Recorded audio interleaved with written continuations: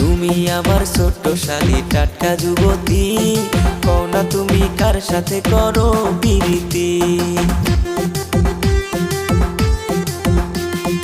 ওরে প্রাণের দুলা ভাই গো তোমারে যে বলি, প্রথম পীড়িত কইরা ধোকা খাইছে তোমার শালি। এসব কথা তুই আমায় কি শোনাইলি, মাথা নষ্ট কইরা দিলি ওরে প্রাণের শালি।